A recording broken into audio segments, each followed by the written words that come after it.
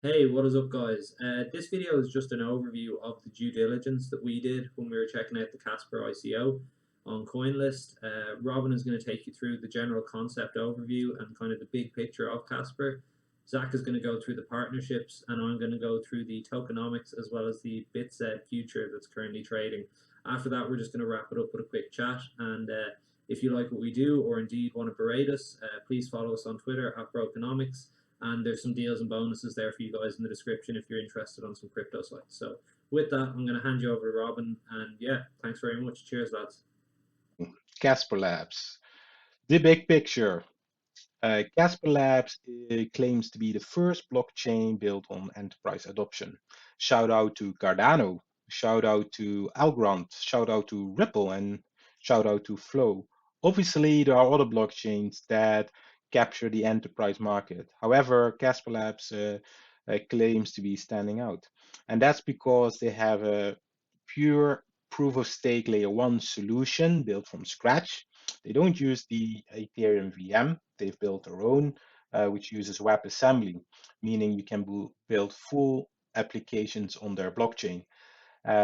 They also have built in features in their layer one solution that makes it possible for you to upgrade your applications and to have like flexibility in account management, permissions for account management, etc. All kinds of features enterprises are looking for. They believe in decentralization, but also in compliance, which is in line with a lot of enterprises. And they have a very interesting gas fee model, which basically tokenizes block space, creating a futures market for gas fees. And this is useful for companies because often companies are using a forecasting model to allocate their cost. So yeah, like it's really made for enterprises. And they also have interoperability with, for instance, Ethereum. So if you already have Ethereum keys, you don't need to create new ones for Casperlabs. You can just use those Ethereum keys on Casperlabs, which is interesting. But what really makes Casper unique is their white paper called Casper's Highway, correct by Construct. And it's very technical, very mathematical. However, what you need to take away from it is basically a lot of proof of stake protocols either scale by some sort of centralization or permissions or or are statistically verified, while this blockchain will always come to consensus. It's much more, there's much more confidence, and that makes it that strong. But if you want to know more about it, I would highly recommend to search for the Highway white paper. So when we look at their team, if you go on their website, they have a lot of team members, but let's focus on the executive team. They have Manahar, who is the CEO and been an early investor in Ethereum, run a $1 billion hedge fund. We have Parley Carr, the CTO, who's been an engineering leader, worked with big companies, have worked many years in quality insurance as well, knows how to get products to market. We have a CEO, Cliff Sharkin, who has been running operations for startups, even sold one of the startups to Microsoft. We have a CFO, also very familiar with finance in the enterprise space. So looking at the executive team, um, they're coming from enterprise. They're building a blockchain made for enterprise. And they have good partners on the business and finance side in markets like the Middle East and in Asia. So it's very likely that they will be able to scale globally. But you might be wondering, hey, I don't see any technical person here that could be responsible for the protocol. And you're right. Um, that's not here. I left it out. But we have this guy, Dr. Daniel Kane, who's been a consensus protocol advisor, and Casper has thanked him a lot for helping them to get to the protocol. And on the left, we see perception, how we perceive Daniel, but on the right, we all know that mathematicians are a bit crazy. Uh, and it's much more likely that the reality is what you see on the right side. But on that note, I will hand it over to Zach, who is going to go a bit more into the partnerships we found. For this section, I looked at the investors and partners, trying to get a broad impression of the firms, partners, and people behind Casper. Acutus Group doesn't even have a website, and upon further investigation is a personal holding company of a Terran Fezer. So if any of you know who he is, please let us know. Obsidian improves upon Acutus' group, as it actually has a website, albeit only 2 pages. On the first, there's a close-up of Africa in black and white, with most of northern and southern Africa just cut out. I guess they weren't African enough. In the About section, we have 4 vague paragraphs with marketing buzzwords like locally specialized and globally competitive, and 4 figures thrown in at the end to try and legitimize whatever they are talking about in the aforementioned text. Obsidian, though, is a company registered in London. Broadleaf is a website which must have been made around the same time as Craigslist. However, much of the message could be lost in translation, as it is a Japanese firm with over 900 employees. The origin of the company name and the 3 promises with customers looks like it was copy-pasted from Google Translate, as it isn't even grammatically correct. Honestly, who comes up with this stuff? Digital Strategies websites look something straight out of a Black Mirror episode, with artwork and design by a poor man's H.R. Geiger. So much of stuff is happening, it's hard to follow. You couldn't fit more buzz images on it if you tried. And on the landing page, we have everybody's favourite con man, Jordan Belfort. You'd need lewds to remain on the site for more than 10 seconds. Hashkey looks legit. It's crisp, it's clean, it's to the point. They're based in Hong Kong. They invested early in projects like Polkadot and Cosmos.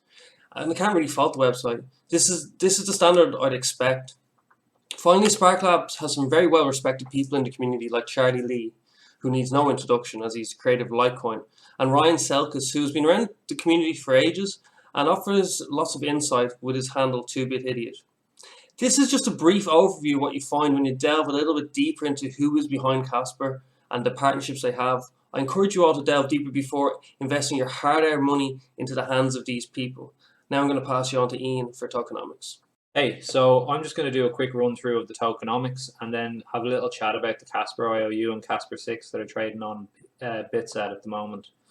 If we look, straight away, the 3 option sales and then option 4 that came for an extra 1%. The important thing to remember with these, they only represent 11% of the total pool of tokens, so it may not have the huge effect on price action when these releases happen. You also have the fact that the releases are staggered in 6-month periods, which we see here. So it's not a case of your option ends and you can sell all your tokens straight away. The only option that is the case for is option 3. Option 2, option 1, and option 4, we're looking at 1/6 of your tokens being supplied per month over a 6-month period. And if we look a little bit deeper into that as well, we can see that there's, the validator sales, 19.5%. and 10.2%. We also have 16% in developer incentives. If we look down below, we're at this stage, it's a very hard graph to find a good one of. I just couldn't find a good image of it, but we're kind of in between mainnet plus 1 and 2 at the minute, just before option 3 becomes available to trade. So what we are looking at in these next 6 months is a very, very rapidly increasing supply of tokens coming onto the marketplace. Now, obviously, there's going to have to be large demand to sustain prices as these tokens become available. But if they can maintain a level for these first few months, we see in the graph here, the supply does level off quite quickly after that. The other thing to say about this is, in terms of the validator sales, these validators are going to have their tokens locked in for a couple of years. It's not a case of, these guys are just going to straight away put their tokens on the market. They need large pools of tokens, and they need to have them locked in order to be validators and make money by confirming transactions on the Casper blockchain. So one comparison that we can make is to Algorand, which in terms of business, I'm not going to pretend I know much about them, but as we can see from the circulating supply and max supply is the exact same as Casper at 10 billion. And if we look just on the left here to that lower dotted red line, we're looking at somewhere in the region of 2 billion tokens. Again, it would be nice if Casper gave us, a spreadsheet with this information as opposed to a graph, which is, has no real clearly set parameters on it. But let's say we're at about 2 billion and Algorand's circulating supply is 2.8 billion. They're maintaining a price of $1.30. You can make your own decision as to whether Casper might be a more or less desirable project to invest in than that. You know, given the Q stats and the amount of hype around it, maybe that is something we could benchmark against the hype of Algorand, the value of the project versus Casper's, given they have similar tokenomics in terms of circulating and max supply. So to chat about BitZ, there was a lot of confusion about this, and I did a bit of digging into it because I wanted to know whether this was a legitimate place to invest. So just a couple of things to say. If you buy Casper or Casper 6 on BitZ, you are not buying the actual tokens today. They said they've got it from liquidity providers who have, they've obtained the tokens off, and they will be exchanged for real tokens at a point in the future. But as for now, they're not actual Caspers. When I dig into their help section, I found out that there was no transparency regarding the amount of Casper they bought. So whether the amount of Casper they own corresponds to the size of the liquidity pool or not, I can't say. In Casper Discord, the Casper mods have clarified that they have no affiliation with BitZ, which would raise possible concerns about the violation of the CoinList ICO. I know for the moment they're not actually trading Caspers, but just because you slap IOU at the end of it and say you're going to get it in a few months, and I know that is what a futures market is, but that does raise concerns about whether they're violating the CoinList ICO's terms and conditions. Now, if they've got it through sort of private liquidity pools, they might have circumvented any involvement with CoinList at all, but you know, I don't know whether this is in violation of T's and C's or not. In terms of the price action in the market, it's highly illiquid. So you're going to see these huge spikes, which, you know, creates opportunity if you have fast fingers and a sharp mind, but also lends itself to being a potentially manipulated market. Having said all that, it is the best indication of an actual price for Casper that we have, in absence of anything else. But when I did my due diligence, and what I was looking at was the possibility that there was too big a price discrepancy between the CSPR and the Casper 6. So the CSPR is just a perpetual future. You can settle it at any point in time in the future, and the Casper 6 is the 6-month contract. So in 6 months, that will be tied to whatever price Casper is trading at. I thought there was too big a discrepancy between the two, and I thought there was a kind of opportunity in shorting CSPR future and longing the CSPR 6 future. But like I say, having done my due diligence, it wasn't something that I felt comfortable putting my money into. So here's the 4-hour graph of the CSPR perpetual token. Again, on this site, being fairly familiar with technical analysis, I would like to use more tools on this.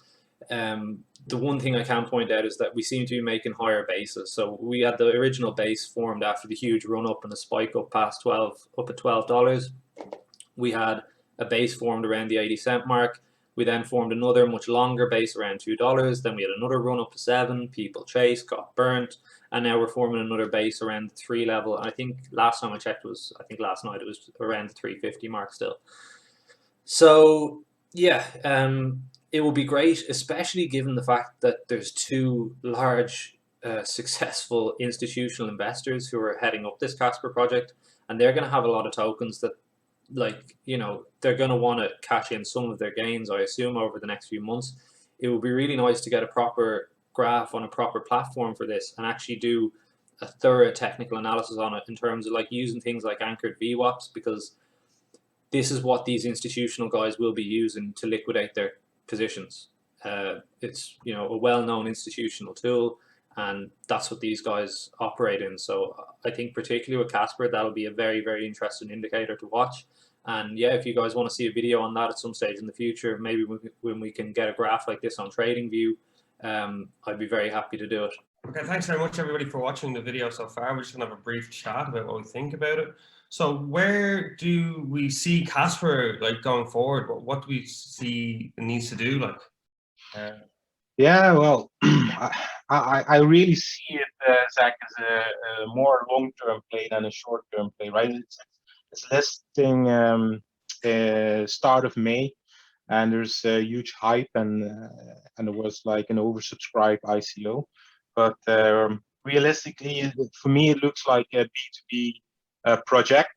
And we know from experience that B2C projects have more pumponomics, you can call it, right? Because it's more in the face of the consumer. So I see it like if everything they promise they can make a reality, then definitely it's going to do really well with enterprises, right? So and then it can pick up.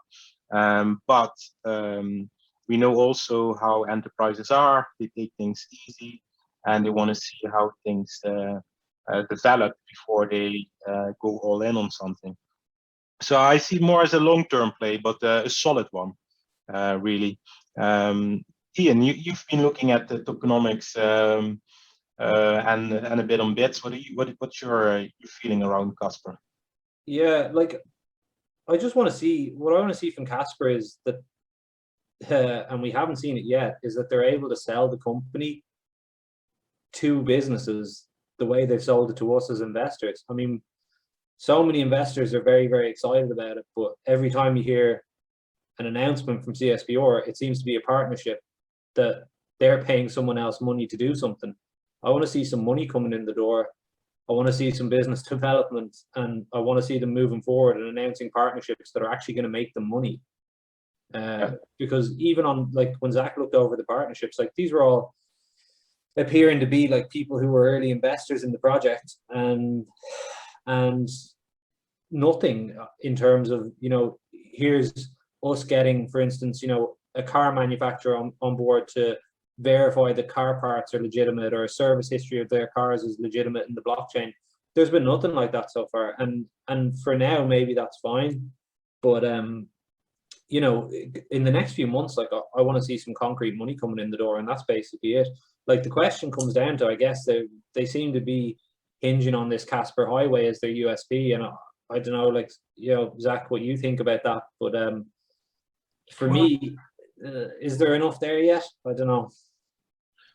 I think the Casper Highway is the unique selling point, and how effective that is, and how better that is going to be compared to other enterprise blockchains will differentiate it from the pack. I think we also remember we're in like the boom cycle of crypto at the moment. Yeah. So like everything's a bit hype, and there's lots of money floating around. And I do expect like an 80 to 95% correction on most of the cryptos when they reach their all-time highs. And then if you look at one of the graphs that Ian had in his presentation, like for these validators and for the non-profit Casper Association, is this money going to be kept in Casper coins, or are they going to bring it over to US dollars or something a bit more secure? Well, the validators have to hold their money in coins, right? I mean, that's going to be like locked up for a long period, and you know. But as for the charitable side of it, I don't have a clue what charities they are. Like, that kind of is a problem with it. There is somewhat a lack of like total transparency in certain things. Like, they talk about Casper Highway. I'll be the first to admit, like, you know, you guys are far more knowledgeable about crypto than me. I'm like handy enough with numbers and tokenomics, and I can look at a chart. But as a relatively ignorant person coming into it, the Casper Highway doesn't see, like, you know, I don't know, like it hasn't been sold to me as this revolutionary technology. So, you know, I think it's definitely, how it's presented is definitely useful for enterprises. However, the question is, we still need to see these big players in the enterprise space to say, oh yeah, you know, this is what we really want. You know, you can, I mean, you can build the shed for me, but if I'm not, you know, kind of own the shed, it doesn't matter, right? So that's the thing. Like, are these enterprises really looking for blockchain solutions, or well, like, you know, that's kind of what I think about it. Like, yeah, like, well, if they were and they thought Casper was the answer, we'd surely have had a lot of announcements of companies coming on board with them, and we haven't had that yet. I know it's still early days, but like, just, yeah, that is my big thing. Like, just, you know, confirm clients, business developments. I want to see enterprise buying into this the way people did as investors. Yeah. Agree. Yeah. So I guess that kind of wraps up our general overview of it. What do you think, guys? Overall, thumbs up, thumbs down? Well, definitely interesting. I think concept is great. We just need to see it materialize, really, right? So, yeah, like I'll just keep an eye on it. So I'm not going to be, fully, excited about it, but I will just keep an eye on it and see if there are interesting developments. Yeah. And if so, it can become something big. And if it's,